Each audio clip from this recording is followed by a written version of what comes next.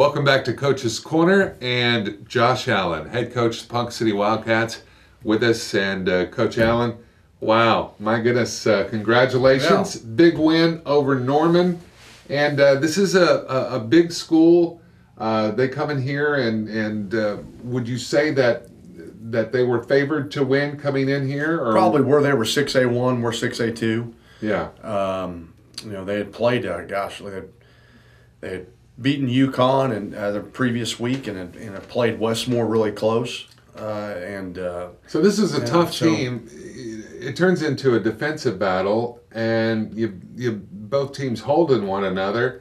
And the Wildcats, it's got to feel good to end up on top. How fired up was you? Before we talk about the specifics of the game, how fired up were your players in that locker room post game? Oh man, post game they were just fired up. It was so happy. I mean, after I'd come up to do a radio interview right after the game, out of the deal. But I was told the players were looking for me. I think they were going to dump some water or something on me in that deal. But they ended up chasing Coach Rowland around. Oh, good. So anyway, no, the guys were in a good mood. Everybody was happy. Yeah. Obviously, it's good to see the guys like that, and especially our seniors, get to enjoy that. And it was good, and also good to kind of redeem from the week before too. We had a tough loss the week before, so it was good to get that win. Yeah, for it to happen on senior night, and it's no secret. It's been a difficult season in a lot of different ways. Yeah, sure. And for these seniors to have that experience and beating Norman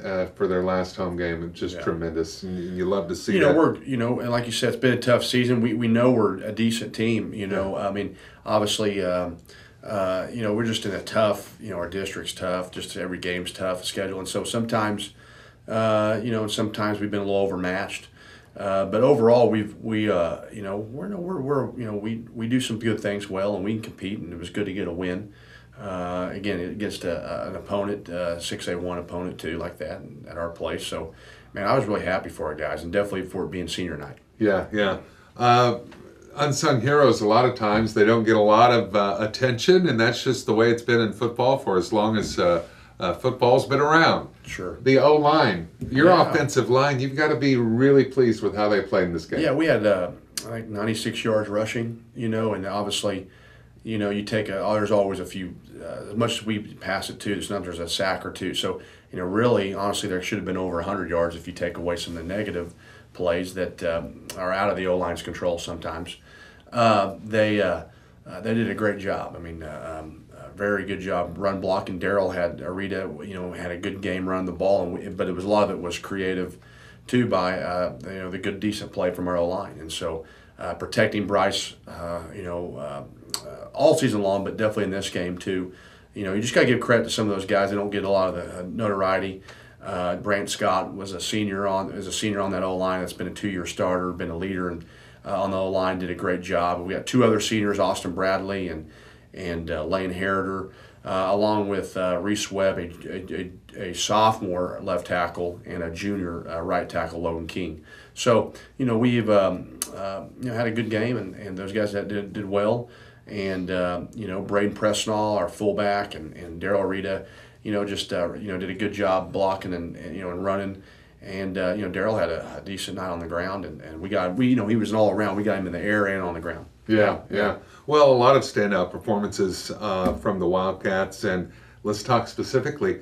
Jared Kimball had a standout performance. Tell us about Jared. Yeah, our defense overall. I mean, obviously you said it was a back and forth. I mean, we're not in this game if our defense doesn't play the way we are. We just weren't. Offensively, we were struggling moving the ball consistently throughout the game. So the defense kept us alive to be able to make the play down the line, and they were put in some tough situations a few times, and they just kept holding on and made some big plays. But Jared Kimball, it all started with him at nose guard. He really played well, penetrated the O-line, gave them fits, and that's where it all starts at. Yeah. Matt McKinney. Has been playing very well at our inside linebacker. I mean, Coach Rowland, who breaks them down, and it's been the last especially 2 or 3 weeks, he's really been playing well in that position. Along with his compadre is Austin Fry, another inside linebacker, really been playing well lately, and they held down the middle, the interior run, and did a good job tackling as well. And give credit to our outside backers, Mitch Neeson, Mitch Wilson, also did a good job.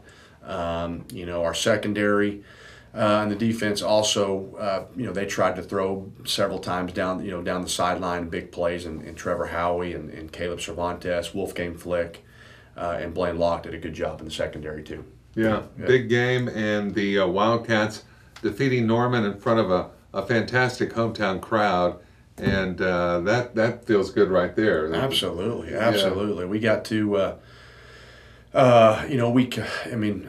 not only the big play from Bryce to Darryl that put us ahead was with a 25-yard touchdown pass to Darryl Arita and I believe it was a third down. Yeah, it was a third down and 8. Okay, and we call and they connect for a 25-yard touchdown to. The next drive we get the defense holds and gives us the ball back, and now we got to run the clock out or they'll get the ball back again, and we convert on a 3rd and 7 pass and then get another first down and put the game away. Yeah. So those are almost just as big as a touchdown as not getting a couple first downs so we can run the clock, let them use their timeouts and get this thing put away. And not only we made a key pass, but we ran the clock at the end by running the ball. And so, again, go back to the low line and Darryl and credit those guys for being able to grind it out and get a first down running the ball. The time management. I mean, that was key. Sepulpa, that's probably the number one thing was turnovers and time management that killed us in that one, and now we used it to win. So it was kind of felt good to do it that way. Yeah, absolutely. Yeah. Now, this may be a ridiculous question, but as a head coach, you're on the sideline. What kind of a game do you prefer? A game where you have a big lead, or is it more exciting to be this close?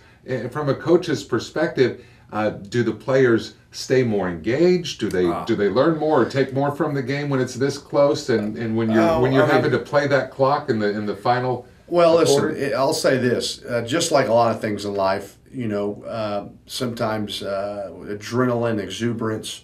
Right. Everybody likes that. It's fun going through that to a certain extent. At some point, though, there's also stress mixed in there. Right. So, and it can also go against you, and the stress, So, don't get me wrong. I think any coach would be crazy enough to say if we can comfortably be ahead, right, then the high fives and everything, right, they start coming easier and the less big decisions. So, don't get me wrong. But at the end of the day, when you're in the middle of something like this and you come out on top, no doubt the feelings are fun, and when you're right, when you're engaged in the middle of the game, there is something about just being so locked in, trying to get it done, and that you're right. I know what you're trying to say. There's obviously a fun in the fact of you're caught in the midst of the battle. Everything's got to. Your decisions are happening fast, and you've got to be different focus. It's intense focus. Yeah, and obviously, and from everybody, you're running around telling everybody, and obviously everybody's locked in. They're all trying to pull this out, and it's fun when you're seeing it all come together on the field, and you get to experience it. But don't get me wrong, it is stressful. It can go like Sepulpa when it went against us. So don't get me wrong. But yeah, I mean, blowouts are obviously high five, and obviously there was a bunch of good things early on in the thing that got you to where you are. Right. So they're both two different things, but they're fun. Right. Well, the Ponca City Wildcats, big win over Norman, 10-6, Solon Stadium, and now the home schedule is over, and headed to Muskogee for the final game of the season. And boy, what a bus trip that is. I know that's a pretty long trip for your team there and back. You better have your iPhone charged up, or at least have they have those little batteries that can that can get you going, man. Exactly. Make sure the device is ready to go.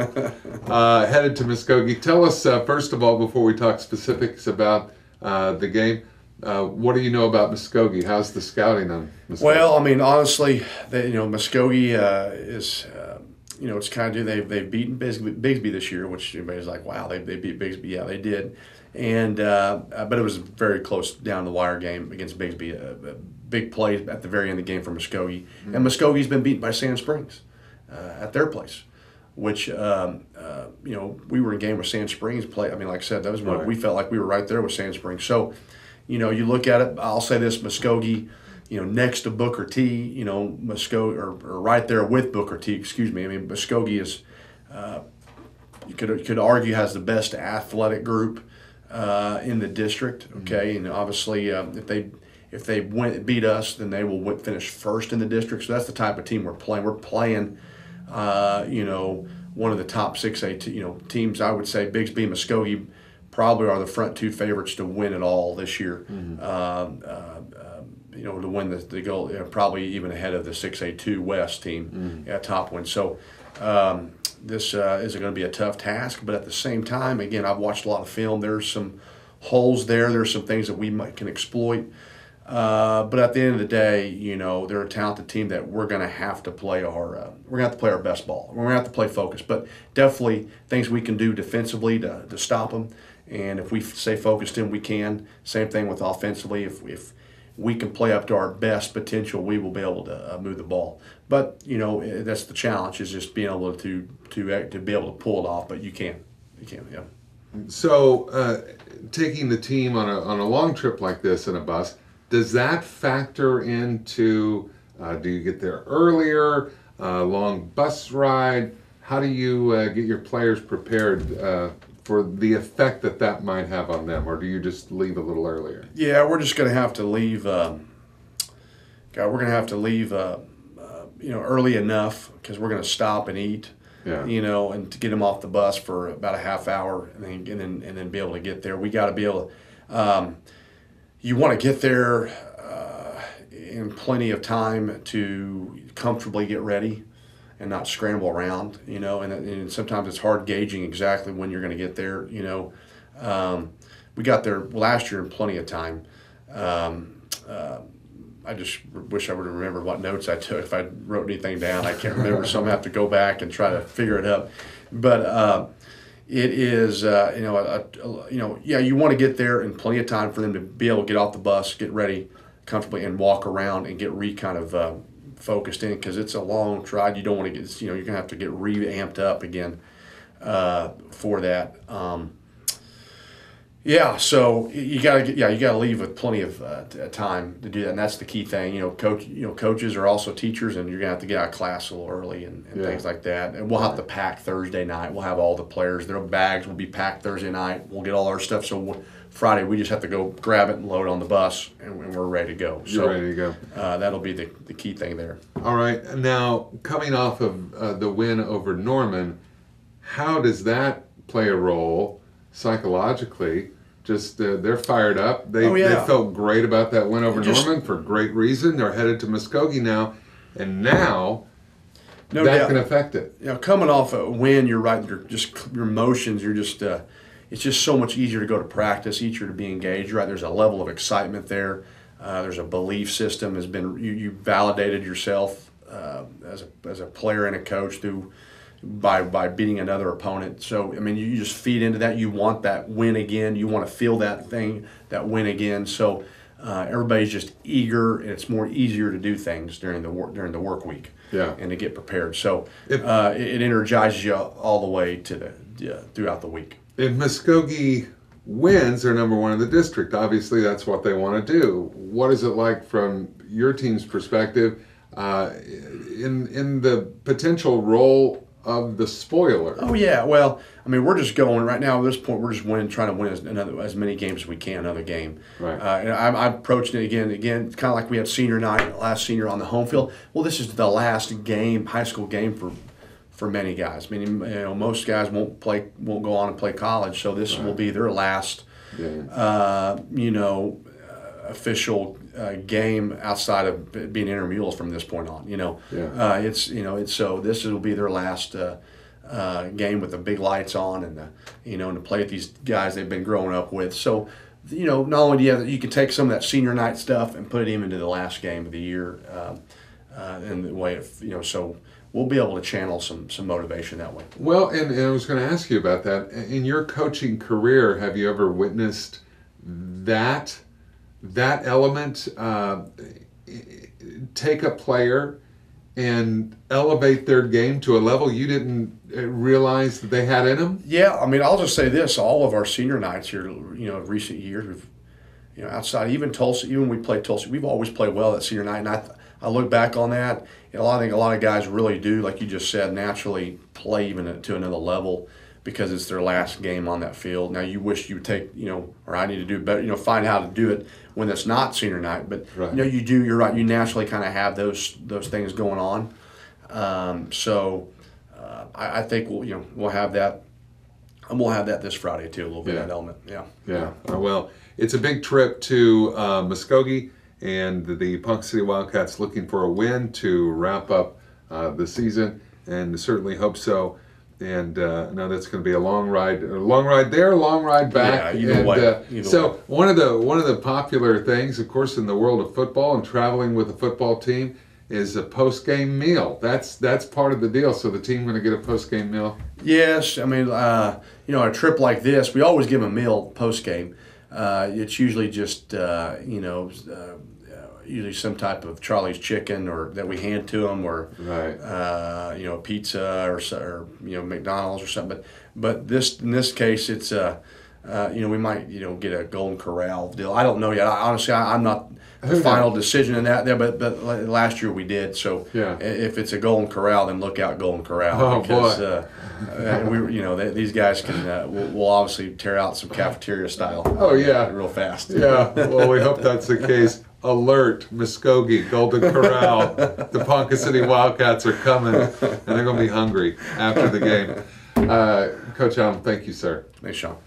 That is Coach's Corner for this week, and thank you for watching. And we'll be back next week with another episode, and Coach Josh Allen will be here post-Muskogee game, and we'll be talking about the season, a recap of this season with Ponca City High School Wildcat football. Thank you for watching. Until next time, this has been Coach's Corner.